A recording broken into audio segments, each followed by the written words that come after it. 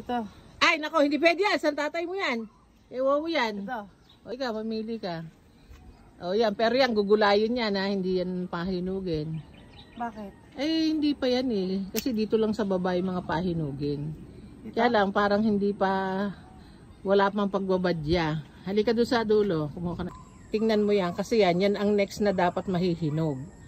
Tingnan mo lang ng 3 days. Pag nahinog, edi hintayin mo na. Pag after 3 days at hindi pa siya nahihinog, itinola mo na, ha? Yes po. O kaya isahog mo sa sardinas. Kung saan man, nagigisa yan eh, di ba? Pwede rin ginatan, di ba? Yes. Okay. Say hi to your fans. Harbatero number 3. Napatakan pa yung mata ko. Kunin mo na rin yan.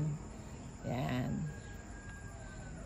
Sabi ko nga, pag 3 araw at hindi pa yan napula, itinola nyo na.